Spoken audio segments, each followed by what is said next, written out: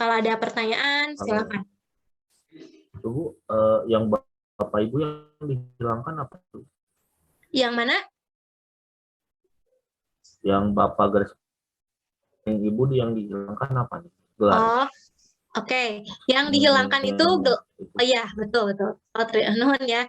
Ya, yang ini, nah yang dihilangkan tuh kalau misalkan udah ada gelar ini.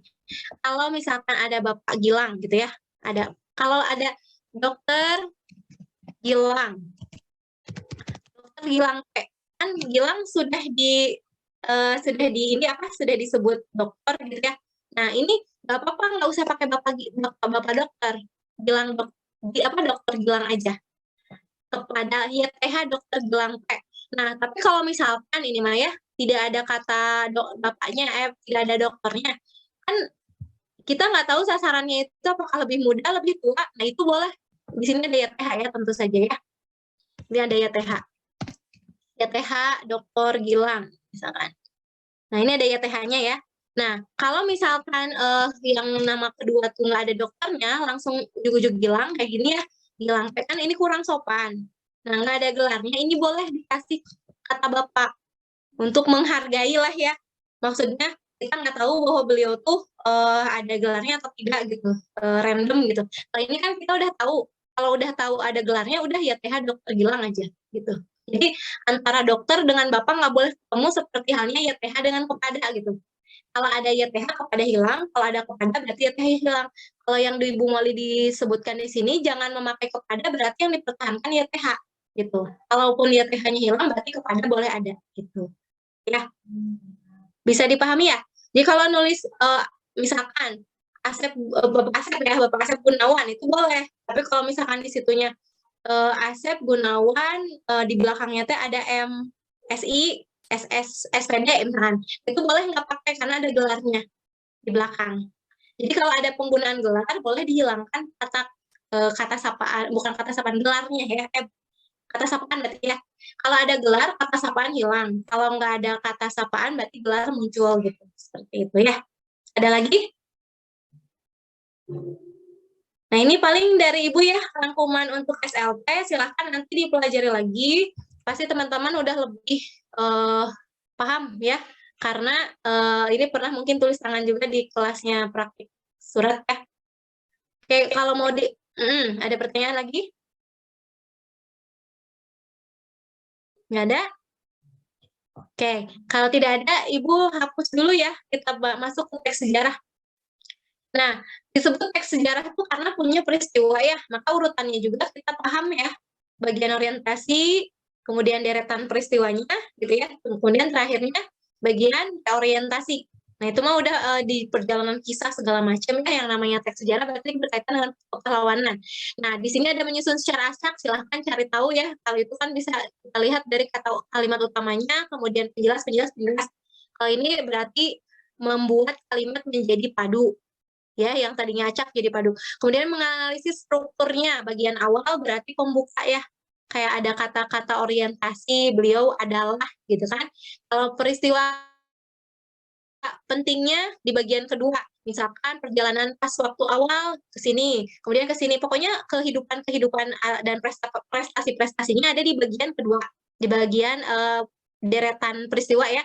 Kalau apa bukan kegiatan sih, yang dialami di tokohnya gitu, perjalanan lika-likunya lah, lika-liku kehidupan. Nah terakhir penutup berarti bisa berarti menyimpulkan ulang ya, reorientasi, ya bisa katakan hikmah lah ya, pelajaran yang bisa diambil dari tokoh. Nah, konjungsi temporal itu pasti berkaitan dengan tempo tuh waktu, sejak dulu, ketika, kini. Nah, pokoknya waktu aja.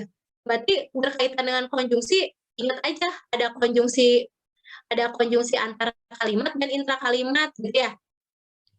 Kan selalu ada itu ya, antar kalimat, kemudian intra. Nah, kalau antar berarti setelah kalimat baru.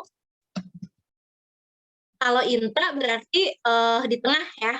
Nah, kalau antar misalkan ada sejak itu. Nah, itu kan antar. Pasti ada komanya. Ya, dan seterusnya lah. Nah, kalau intra kalimat berarti ya ada kata ketika, sewaktu, sesaat, sejaknya ngapa itu ya. Nah, kayak gitu. Tempo tuh kan waktu, berarti kaitan sama waktu aja. Kini. Nah, kini masih masuk di sini ya. Nah, kalau untuk kata preposisi temporal kadang-kadang tidak ada koma nggak masalah ya. Ini koma, mau ada koma, mau tidak ada koma nggak masalah ya. Nah, itu untuk waktu. Jenis kalimat nominalisasi. Nah, ini yang dicontohkan Bu Molly hanya perubahan dari apa ini, dari kata kerja ke kata benda. Namanya juga nomina. Ciri-cirinya ada 7. Kalau Ibu bahas ya, ada 7 imbuhannya apa saja. Ini pernah dibahas kalau yang dulu kelasnya sama Ibu di kelas 11 ya. Masih ingat kan imbuhannya ya? Nah, yang pertama imbuhannya itu kan kalau Bu mau 5 di sini pe ya. Oke, kita mulai dari pe. Apa-apa yang ada imbuhan pe, mau itu kata kerja ataupun apapun, pasti dia jadi kata benda. Contohnya penulis. Nah, belajar dari kata ajar ya. Kata belajar kan kata benda, kata kerja. Belajar ayo belajar, kata kerja. Tapi kalau jadi pelajaran, berarti ada an ya. Berarti ini pelajaran. Yang dicontohkan Bu Molly di pean aja ya. Tapi nggak hanya di batas itu juga, teman-teman harus cari tahu yang lainnya. Nah, akhiran an juga. Makan. Oh, makan itu kata kerja, yuk makan. Jadi makanan, itu kata benda. Ya. Terus juga ada imbuhan ke, tapi yang ke itu sedikit sih ya. Kalau kayak Ibu ini sih kekasih ya, itu nomina. Terus juga ada kean. Kalau kean ini bisa jadi bahan bakunya di kata sifat sama kata benda aja. Contohnya kalau kata benda keibuan, ke anak-anakan, ke bapak-bapakan, misalkan itu dari kean. Kalau kata sifat kepintaran, kenakalan, kalau misalkan ketiduran itu mah kata kerja ya. Kata kerja ya. Kalau kata dasarnya kata kerja berarti kata kerja lagi ketiduran, keteledoran, kecapean, kehausan itu kata kerja. Ini kalau bahan dasarnya, kata dasarnya adalah kata sifat dan kata benda aja. Kemudian ada imbuhan akhirannya. Ya, contohnya misalkan katanya itu dari kata kerja, misalkan meningkatnya efek rumah kaca. Nah, itu tuh berarti kata benda juga nya akhirannya. Dan kelihatan ya. Dan terakhir adalah imbuhan se. Contohnya sejumlah, sebanyak, seekor. Itu juga nomina penandanya. Seekor rumah. Nah, kayak gitu ya.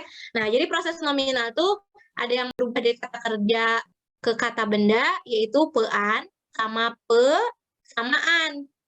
Tapi ada juga yang berpindah dari kata yang lain. Contohnya, kasih kan dari kata sifat jadi kekasih. Pintar dari kata sifat jadi kepintaran, jadi nominal lagi. Nah, itu meningkat, itu kan kata kerja. Kenapa meningkatnya efek rumah kaca kayak gini nih?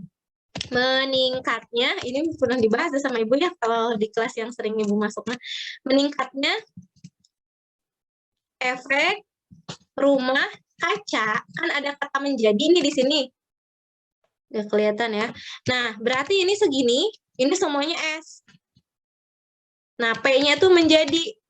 Nah, tapi kalau dibalik, misalkan efek rumah kaca meningkat. Nah, ini S-nya mana? Ini. P-nya jadi meningkat. Nah, jadi teman-teman harus ingat ya, kata kerja yang ditarik ke depan ketika adanya itu juga jadi nomina, sepakat dengan kata yang ngikut gitu ya.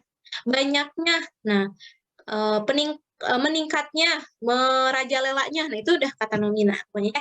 Nah, sintaksis dengan pola Spock, gampang Spock mah ya. Spock tuh yang penting bedakan antara Spock dan SPO. Spock mah misal ini cara carinya gimana ya? Pokoknya yang kata objeknya tuh bisa dibalik jadi SPO, jadi kumaha ya, jadi aktif jadi pasif gitu ya. Contoh yang umum mah saya bermain bola di lapang ya. Jangan yang itu terlalu umum. Misalkan Budi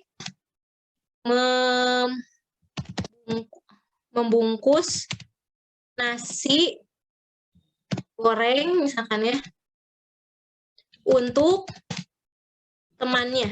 Nah, ini ya, ini juga sebenarnya SPO, K-nya. Nah, ini Budinya S, membungkusnya P. nasi gorengnya kan nasi goreng dibungkus Budi, nasi gorengnya kan rasa ya. Nah, untuk ini keterangan tujuan. Nah, yang divariasikan sama teman-teman tuh ya keterangannya ada keterangan tujuan, ada keterangan cara, ada keterangan alat. Nah, Budi membungkus nasi goreng dengan apa? Nah, dengan mesin mesin apa ya? Dengan mesin yang canggih misalkan itu juga bisa ya. Dengan mesin yang canggih berarti keterangan alat. Budi membungkus nasi goreng dengan teliti. Nah, berarti keterangan cara gitu kan ya. Jadi dari satu kalimat keterangan bisa bervariasi. Nah, yang disebut objek itu yang nasinya itu bisa ke depan. Nasi goreng dibungkus ada olehnya ya, oleh Budi untuk temannya. Nah, gitu. Jadi ini yang dinamakan SPO tuh. Karena nasi goreng di kalimat pasif akan jadi subjek. Budinya jadi objek, tapi objeknya pelaku. Nah, itu yang dinamakan spok. Ini yang dimaksudkan Bu Moli, pokoknya kan harus spok ya. Nah, kalau polanya bukan spok, tapi SPOK, beda lagi. Contohnya, misalkan tadi, Anton ingin menjadi pilot di kehidupan ini, misalkan ya. Berarti Antonnya S, ingin menjadi P, pilot ingin dijadi Anton, nggak bisa, ini Pol. Nah ini Kak, jadi hati-hati penggunaan Pol dengan O itu hampir nyaris sama, cuma perbedaannya ketika dipasifkan bisa nggak? Nah kelebihan dari objek itu dia bisa bertukar posisi dan bertukar peran ya dengan subjek.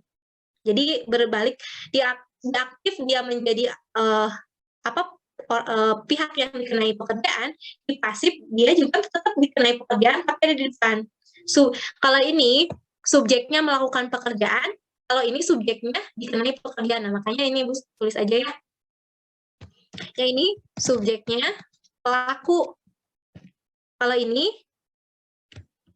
sama-sama subjek, tapi subjeknya dikenai gitu. Dikenai pekerjaan. Siapa si pekerjaannya itu tetap Budi gitu. Mau dimanapun ya Budi, cuman posisinya subjeknya pindah peran. Jadi mau nasi goreng Budi itu dua-duanya bisa menjadi subjek, bisa menjadi objek. Gimana cara melihatnya? Tergantung kalimatnya. Kalau di aktif Budi jadi pelaku, kalau di pasif subjeknya adalah nasi goreng yang dikenai pekerjaan. Jadi ketika ditanya apakah Budi nomina, iya. Ini nomina. Nasi goreng juga nomina. Cuman kalau ketika ditanya jabatan, apa jabatan Budi? Tapi kalau Budi aja gitu. Apa jabatan Budi? Ya nggak tahu. Tapi kalau Budi membungkus nasi goreng, apa jabatan Budi? Subjek. Nasi goreng dibungkus Budi. Budinya apa? Objek. Nah, jadi kita tidak bisa menentukan jabatan kalau kalimatnya tidak utuh. Tapi kita bisa tahu itu fungsinya, kelasnya apa. Ya. Jadi kelas itu, Ibu ini lagi ya. Kelas itu kan ada nomina ya. Nomina itu diduduki oleh apa saja? Bisa S, bisa bukan ya, bisa S, bisa objek, bisa juga pelengkap. Nah, yang menjabat sebagai nomina itu bisa subjek, bisa objek, bisa pelengkap. Pilot juga kan sebenarnya nomina. Kan ya? Cuman posisinya dia tidak bisa balik ke depan, makanya disebut intransitif. Nah, yang berpeluang jadi predikatnya apa? Verba ya? Yang berpeluang jadi verba, predikat aja. Mana? Yang berpeluang jadi verba adalah predikat. Yang berpeluang jadi adjektiva, ya keterangan. Keterangan itu bisa keterangan anak kalimat, bisa keterangan preposisi. Keterangan anak kalimat itu konjungsi ya, konjungsi bertingkat. Adjektiva, adverbia, maaf. Adverbia. Nah, kalau apa satu lagi? Adjektif ya? Adjektiva gimana? Adjektiva fungsinya di predikat juga bisa. Dia baik, predikat kan? Dia sedang belajar, predikat juga. Predikat itu bisa diisi oleh kata kerja, kata sifat, kata nomina pun bisa jadi predikat. Contoh, ibunya seorang dokter. Ibunya subjek, seorang dokternya juga subjek. Predikat. Di predikat itu bisa diisi oleh verba, adjektif, ataupun nomina. Tapi untuk yang umum, dalam kategori yang ini yang kita bisa jawab secara tanpa harus lihat kalimat, Budi teh sebagai apa? Nomina, benar. Tapi Budi sebagai subjek bukan nggak tahu, karena nggak ada kalimatnya. Kalau nasi goreng dibungkus oleh Budi, oh Budi berarti objek. Karena nggak bisa kita nyebutin Budi teh selalu subjek, kalau tidak ada kalimatnya. Tapi kalau kita nyebut Budi nomina, ya iya, dia nomina konkret namanya ya. Nah itu, waduh ini banyak ya, pola kalimat udah ya, SPOK ya, jangan ketukar sama pelengkap. Makna atau makna kosakata tertentu dalam teks. Ya berarti kata teknis ya, berarti makna kata misalkan signifikan, apa lain sebagainya lah, pokoknya berkaitan dengan makna kamus. Nah, analisis sesuai dengan Puebi, mungkin ini catatannya yang sudah disampaikan di kelas. Ada yang mungkin mau ditanyakan, silahkan ya. Kalau Puebi, Ibu yakin kayaknya sudah sering disampaikan di kelas ya. Jangan ditulis kapital yang mana aja, atau titik koma berlakunya untuk apa, pasti teman-teman udah bisa mempelajari lah ya setidaknya. Nah, ada prasa eksosentris dan endosentris nih. Oke, ini dulu ada yang ditanyakan, kalau nggak ada Ibu mau hapus. Boleh di screenshot juga boleh. Berapa menit lagi? Waduh, 19 menit lagi cukup lah ya, endosentris. Oke, dihapus ya. Oke, ya kita lanjutkan ke frasa. Frasa itu ada di materi gabungan. Gabungan kata. Nah, gabungan kata teman-teman harus dipahami dulu ya, takutnya nanti bisa ketuker. Ada kata majemuk, ada frasa, ada gabungan kombinasi. Nah, kalau kata majemuk biasanya gabungan dua kata atau lebih yang menduduki satu fungsi, tapi harus membuat makna baru dari dua kata itu jadi satu kata. Contoh ya, naik daun. Naik ke daun nggak mungkin, paling kita tulis populer gitu kan. Terus juga rumah sakit, jadi tempat gitu, kan tempat dirawatnya orang sakit gitu, nggak mungkin rumah yang sakit. Dipahami ya. Ya mau gimana pun pokoknya yang membentuk makna baru itulah kata majemuk. Majemuk itu bisa jadi kaitannya sama idiom. Idiom itu apa? Ungkapan. Ya, tangan kanan, oh nggak tahu, bisa jadi kata frasa juga bisa jadi majemuk. Kalau kata frasa, tangan kanannya terluka, berarti tangan kanan sebelah kanan kan. Tapi kalau tangan kanannya berkhianat di perusahaan itu, berarti orang kepercayaan. Nah, itu harus dilihat dari konteks kalimat. Kalau di frasa juga ada. Nah, kalau frasa ini yang kita bahas nanti. Frasa itu gabungan dua kata atau lebih yang menduduki dua fungsi. Nah, nanti ada frasa endosentris. Kemudian nanti kita kenal juga istilah frasa eksosentris. Nah, kalau gabungan kombinasi, gabungan dua kata, yang mana satu bisa berdiri sendiri, yang satu enggak. Nah, ini kayak misalkan pro, ada proaktif, gabung ya. Tuna, netra. Saya pro apa? Pasti kan harus ada butuh kalimat lain. Nah, itu kalimat yang tidak bisa berdiri sendiri, si kata itunya. Jadi kalau misalkan dia berpisah, dia juga punya makna lain. Tuna artinya ikan. Nah, ini kalau di kayak maha kasih, gitu kan? Kecuali Maha Esa ya. Kalau Maha Esa itu satu yang penulisannya terpisah. Nah, nanti ada Maha Pengasih, gitu kan? Dan seterusnya.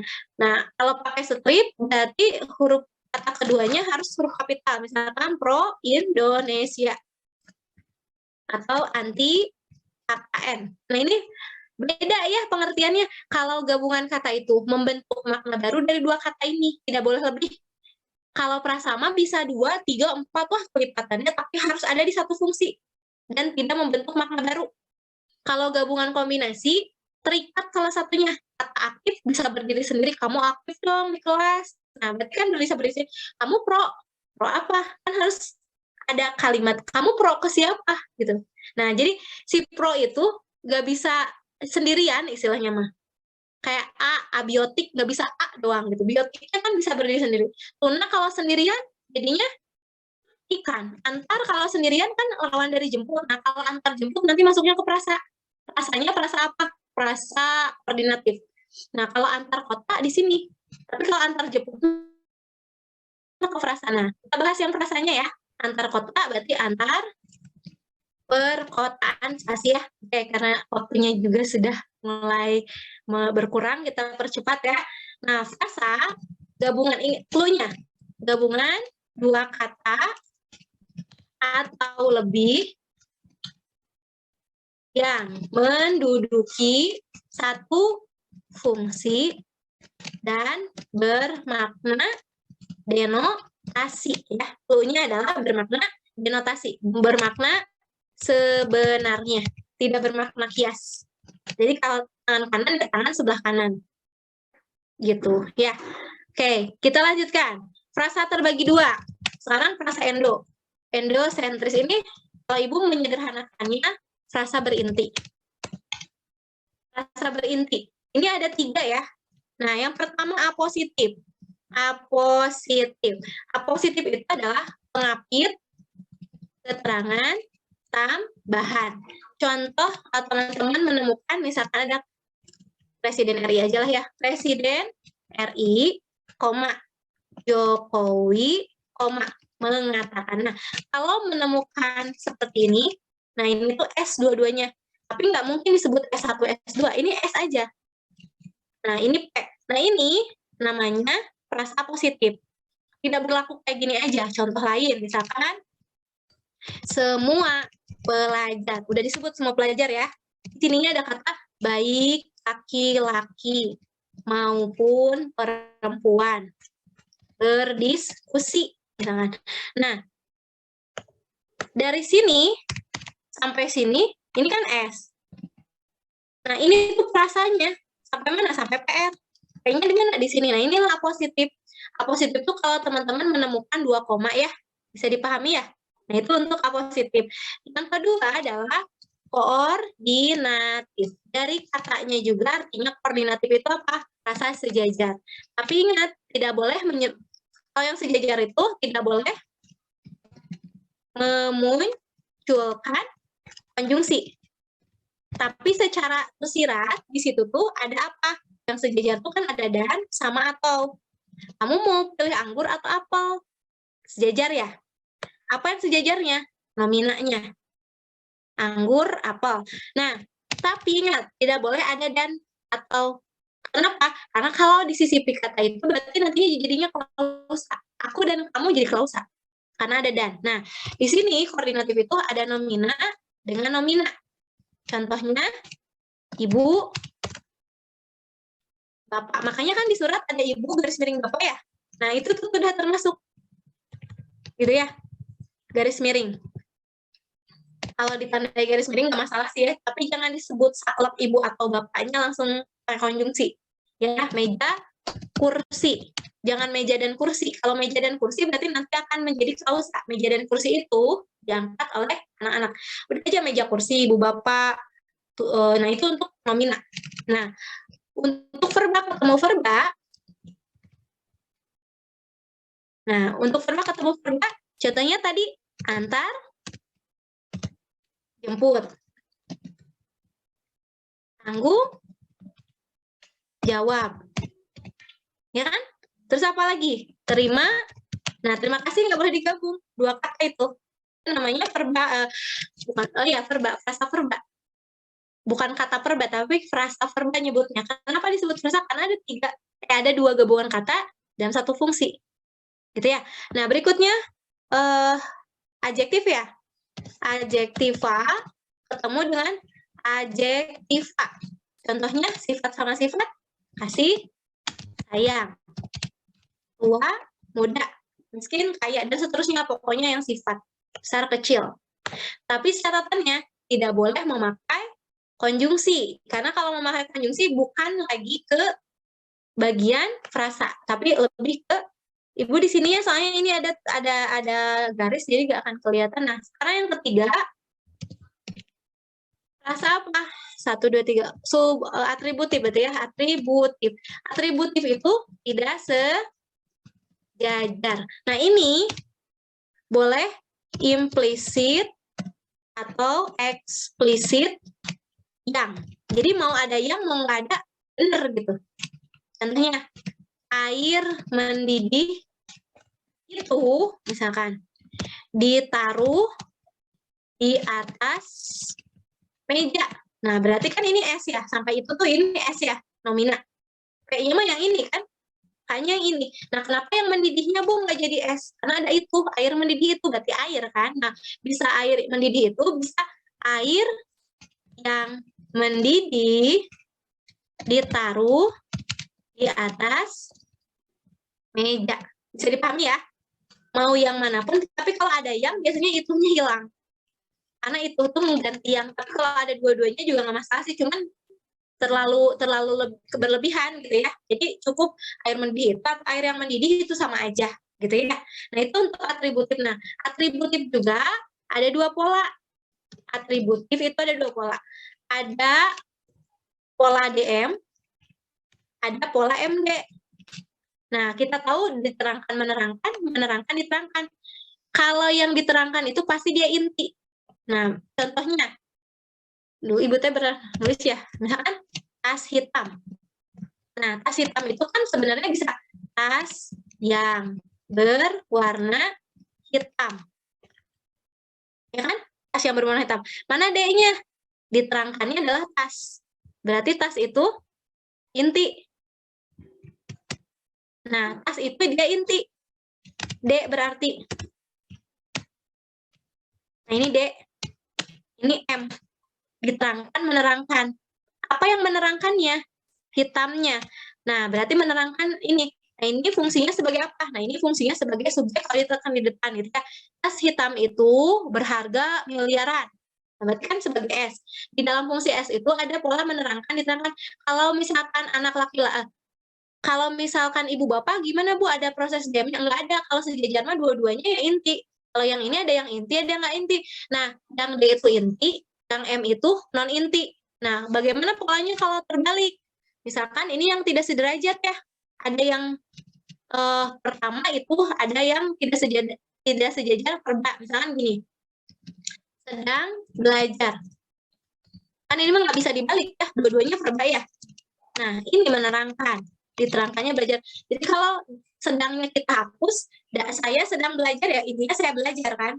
Nah, intinya saya belajar. Jadi di mana-mana dia itu yang tidak boleh dihapus. Kalau saya sedang kan nggak ngerti.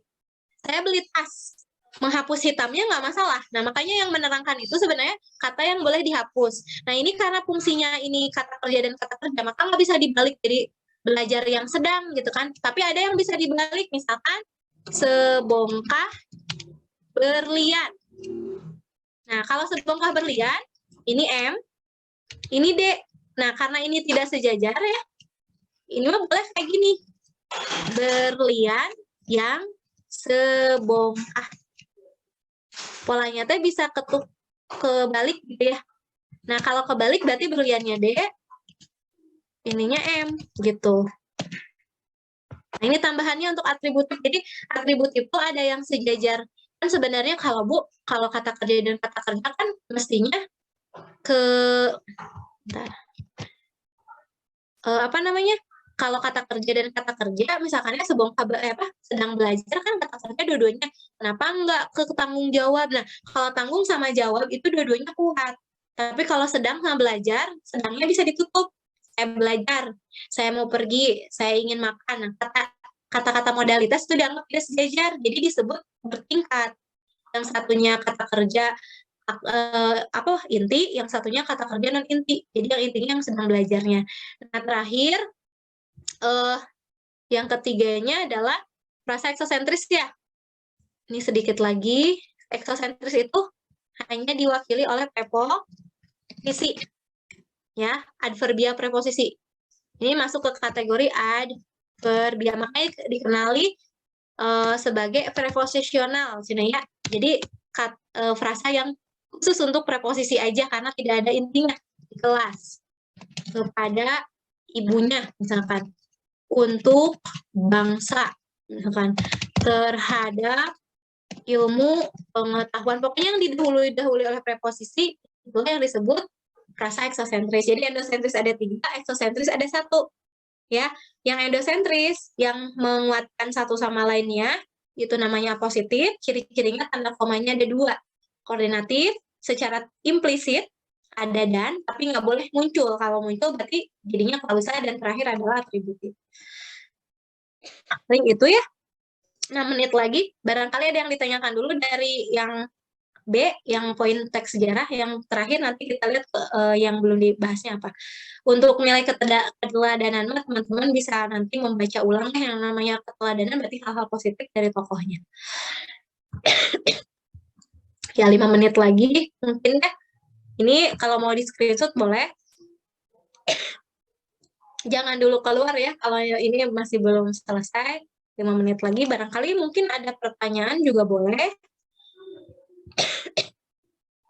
Kalau tidak ada, Ibu lanjutkan lagi ya. Terakhir, teks editorial. Teks editorial itu adalah teks yang ada keberpihakan. Ini paling penting makanya ya ada inti kalimat. Oke. Gak usah bawahan.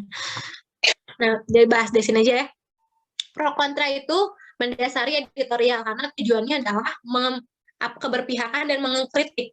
Keberpihakan adalah kepada siapa yang dibela atau di dalam konteksnya itu dijatuhkan. Misalkan kenakalan remaja tuh nggak sepenuhnya disalahkan ke anak-anak. Itu juga ada peran serta orang tua, guru, dan lain sebagainya. Terutama orang tua yang di rumah gitu ya misalkan. Nah berarti kan yang disindir adalah orang tua. Yang dibela keberpihakannya ke anak-anak. Meskipun judulnya kenakalan remaja gitu ya. Nah itu berarti pro kontra ada di situ ya. Pro itu kata-katanya mendukung, kalau kontra berarti menentang. Perbedaan fakta opini teman-teman juga bisa melihat ya, fakta itu berarti kaitannya dengan kata tanya. Kalau fakta itu 5 kata tanyanya. Apa, siapa, kapan, di mana, sama berapa. Kalau opini cuma 2. Bagaimana sama mengapa. Nah, kalau ada proses, ada alasan, itu pasti opini. Gitu ya. Tapi kalau ada penjelasan, definisi adalah merupakan, itu pasti fakta. Adalah pokoknya apa definisi berarti apa kan? Apa, siapa, kapan, di mana, sama berapa, itu pasti fakta. Mengapa, bagaimana, itu opini. Tapi catatannya, fakta juga tidak boleh ragu. Jam 11, jangan ada kata sekitar. Nah, itu udah ragu. Kalau ragu berarti jadi opini, gitu ya. Terus, analisis itu sama lah ya. Cara penulisan angka, patokannya adalah jumlah huruf ya. Oke, jumlah kata, maaf. Kalau katanya ada 2, berarti misalkan ada 2 buah. Nah, Ibu langsung aja di sini ya. Ada 2 buah anggur misalkan di meja. Nah, itu berarti pakai 2-nya pakai huruf. Dia anak ke-10 misalkan ya di keluarganya. Digabung juga ya. Kemudian saya punya kakak angkat aja lah ya, kakak angkat 12. Nah, batasannya adalah jumlah kata. Jumlah 1 sampai 2 kata pasti pakai angka. Ya, jumlah 1 sampai 2 kata, maaf, pakai huruf. Gitu ya. Nah, tapi kalau jumlah 3 kata ke atas, itu pakai angka. Nah, ya, contohnya ada 22 orang di halaman. Nah, udah sampai sini aja lah ya. Nah, tapi ada pengecualian. Pengecualiannya kalau awal kalimat. Nah, awal kalimat ditulis huruf ya. Misalkan 2, kan idealnya ada 22, berarti A-nya kapital harusnya ya. Kalau ada dua-duanya dimulai dari awal, berarti 22 anak berkumpul. Kalau awal kalimat, pasti dia ditulis huruf. Jadi masuk ke sini. Kelompok huruf. Kalau misalkan ditulisnya menggunakan rincian, misalkan ada 3 kakak, ini salah kan ya? Tapi kalau dirinci mah pasti pakai huruf ya, kayak angka ya. Ada 3 kata kakak, yaitu 2 laki-laki dan 1 perempuan. Ini harus angka. Kemudian penomoran. Saya membaca buku halaman 4. Lantai, saya ada di lantai 5. Terus apa lagi? Ya itu ya, kurang lebihnya.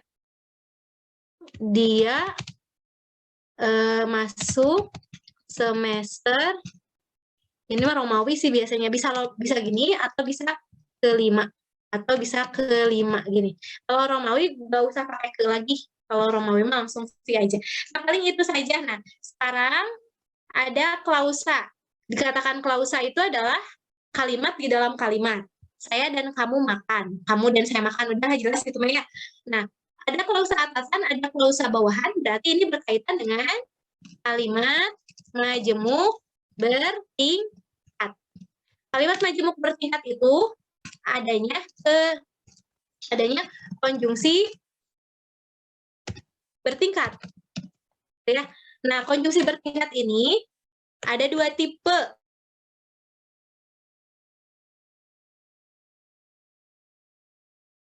Yang tengah. Ini yang tengah ya. Ini disebut juga konjungsi apit. Ini hanya dua konjungsi aja. Ada maka, kemudian ada sehingga. Gitu ya. Nah, ada dua ini aja. Ini punya anak kalimat. Mereka punya dua ini punya anak kalimat. Nah, yang pindah ini ada kata jika. Nah, jika jangan ketemu maka, harusnya ketemu koma, kemudian ini bisa juga ditengahkan ya, jika bla bla bla. Nah, ini ketemu dengan banyak karena bla bla bla, kemudian agar dan seterusnya lah. Pokoknya selain dari setara. Selain dari konjungsi setara. Konjungsi setara cuma 5. Ada dan, ada atau, sini aja lah ya. Dan, atau, tetapi, sedangkan, sama, melainkan. Nah, selain dari ini maka punya anak kalimat. Ini mah tidak punya anak kalimat. Yang 5 ini tidak punya anak kalimat. Yang ini tidak punya anak kalimat.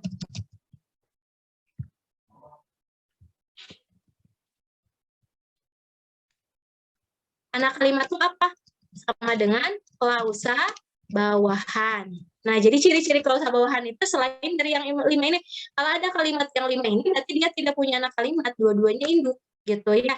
Nah, berarti kalau ada jika, yang setelah jikanya, nah makanya di sini ada perluasan klausa bawahan, dengan menggunakan konjungsi, yaitu, ya, ada kata misalkan, saya yang berdiri di sini, yang pokoknya banyak banget ya di setelah sayanya, itu perluasan dari inti gitu ya. Makanya disebut ada klausa atas, ada klausa bawah. Klausa atas itu induk, saya makan karena lapar. Berarti karena laparnya anak atau klausa bawahan. Nah, di sini ada keterangan, perluasan keterangan waktu. Saya datang ketika dia belajar. Berarti ketika itu sebagai keterangan klausa dari anak-anak kalimat dari yang saya datang gitu. Sehingga juga sama, bahwa juga sama. Nah, ketika, sehingga, bahwa ini sebagai perluasan yang kalau ditanya kalimat inti itu kena coret gitu ya. Contohnya misalkan saya yang ketika belajar di jam 12 ini misalkan ya mencatat banyak tulisan. Nah, intinya mah saya mencatat banyak tulisan. Jadi yang dengan ketikanya itu kena coret. Nah, yang disebut inti itu, nah ini intinya. Intinya itu adalah saya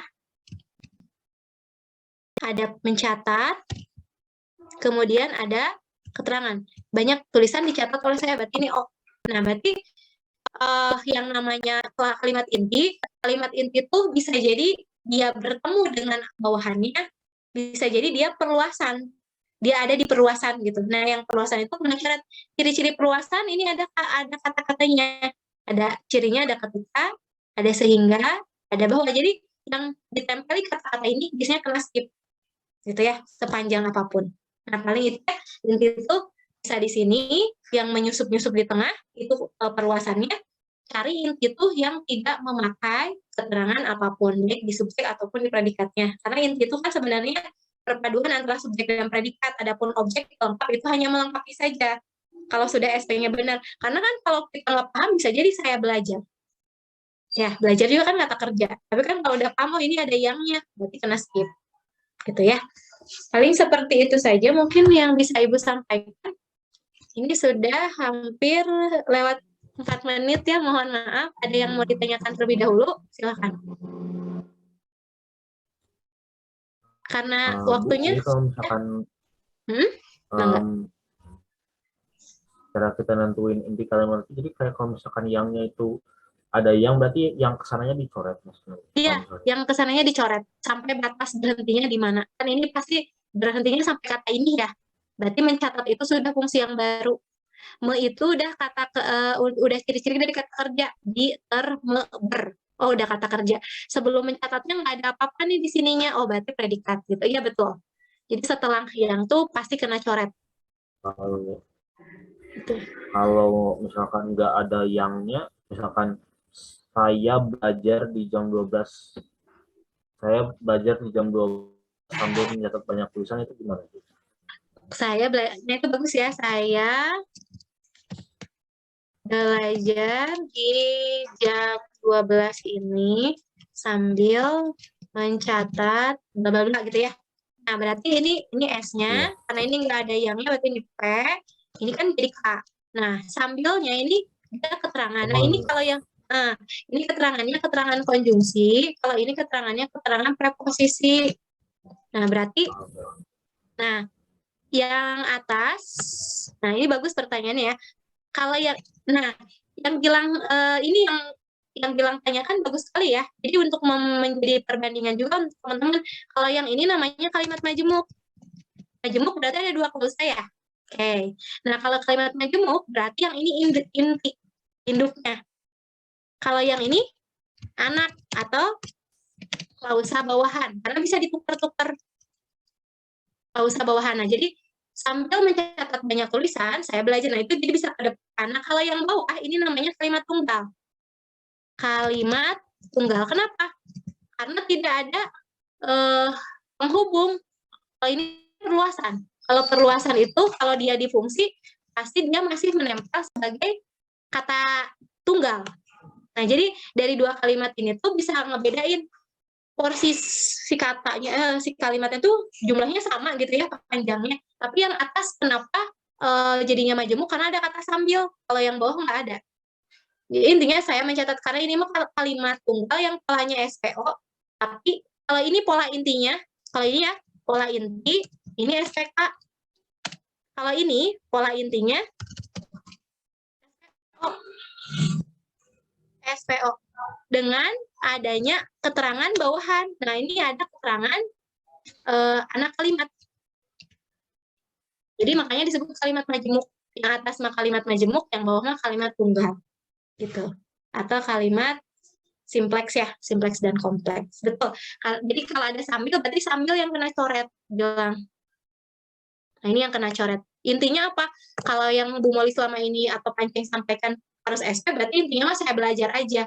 Di jam 12 ininya itu kan keterangan, nggak apa-apa nggak diambil juga. Karena yang intinya mah SP gitu. Yang bawah saya mencatat, yang atas saya belajar. Kenapa? Karena belajarnya nggak ada preposisi. Kalau yang bawah ada preposisinya dulu, ada konjungsinya juga ya di perluasan subjek. Ya, ada lagi? Ya, kasihan ya berhubung udah siang juga over ya, nanti belajarnya ngeheng. Gak apa, dipelajari lagi, dibuka-buka catatannya, paling tidak kita lebih teliti lagi baca ya, membedakan. Yang penting PUEB itu tadi di 3 hal, sintaksis itu yang penting hafal SPOK. Jadi ya, itu saja mungkin yang bisa Ibu sampaikan. Terima kasih ya yang sudah masuk kelas hari ini. Mudah-mudahan besok dilancarkan dan menjadi tolak ukur pertama pembelajaran KBR kelas 12 ya. Sukses untuk semuanya. Assalamualaikum warahmatullahi wabarakatuh. Nuhun ya. Nadiki nuhun. Mangga Bu Sri, mangga anak-anak Bu Sri. Makasih, Bu. Makasih, Bu. Sama-sama.